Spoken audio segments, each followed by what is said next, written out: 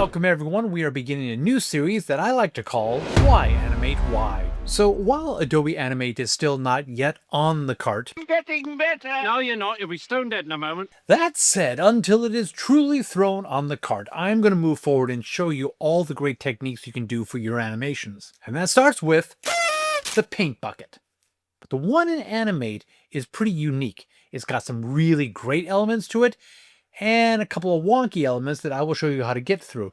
And we've got a couple of bonus tips that I didn't even know you could do with the paint bucket in Animate. So let's get on with it. So let's use chowder here as our example within Animate. Instead of just the complicated pattern, we just wanted a straight solid purple color. So I already have one chosen. You hit K, there's your paint bucket, and you click inside of it and nothing happens. So what is going on? By default, when you open up Animate, it is set to don't close gaps, which means if there is even 1 pixel of a gap inside your drawing, it will not fill the shape. What you can normally do is simply go to close small gaps. And let's see if that's enough. Nope. Then you go to larger ones, close medium gaps. And there we go. So what was actually going on here? Let's undo that. A quick way to see where your gaps are, and I think I've got a suspicion now, is instead of the direct selection tool, is to do hit A or just have the sub selection tool. So what this does is if we choose everything here, you now see exactly where your pixels are. And I've got a sneaky suspicion if we go right here, there's our gap. Now, one of the easiest steps, of course, would be to just simply select this, drag it through, and now there is no gap at all. Now, part of this, of course, depends on how you painted your strokes. And Animate has several of them. There is the classic brush, there is the fluid brush, there is the paint brush, and there is the pencil tool. When you paint with either of these brushes, the strokes essentially are fills. So if you want to go back and adjust, you can only pull on the outlines. With paintbrush and pencil tool, you can more easily distort the actual stroke. They seem like fills, but you can go back and adjust the width. Here's another problem you might run into. So say we just want to color in our chowder and we're looking to do his hat. And we click here. And even though we were on the hat layer, the paint bucket tool jumped down to the head layer. Now, there's a couple ways of fixing this.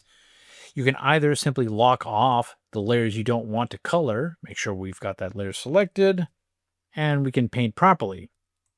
And nothing happens when we click on the head. Over here in the tool properties, you can do fill on active layer. As you can see, it says this will allow paint bucket to fill on the active layer only. Click on that, and now when we click in that same spot, we only click the layer that we have selected and we don't bleed through to other layers. Now you could be asking yourself, why would the paint bucket ever be needed to be painting across different layers as opposed to what you've got selected? Turns out it actually solves a different problem. If you've got line work with a lot of detail and a lot of pieces that all share that same color, it can be a little tedious, especially with an animation, frame after frame after frame of filling in that same color. So here is bonus tip number 1. So here back in Animate, if we wanted to paint his hat, his collar, his coat, his trim, all that same color, instead of having to just go click and then click and then click and then click. Let's undo that. You can actually just drag and click. Boom. All the zones in one swipe. It's by default, it's set to specific regions. And I'm guessing that means anywhere you're clicking that's empty, it will go. And if you skip across something, it won't until you cross into that boundary. But if you go to all regions and drag, yep, that will get everything that it can paint inside of. It won't click in here because these are symbols, but there was one button left on the properties panel for the paint bucket tool that I couldn't figure out how to use it. And it's this one right here. A close look, you can see that it's actually got a gradient being locked. A common thing with painting with gradients is whether you want the gradient to affect each piece that you're doing or a gradient across all of it. Say a cloud with all of its bumps, you want one gradient to go through. So let's select this, and now let's drag and fill. There we go. As you drag and fill with lock fill on, the gradient applied across all the objects equally. Now, I think the issue is that since this is on one layer and the hat is on another layer, I think if we try to adjust these gradients, it's only going to work. There we go. See?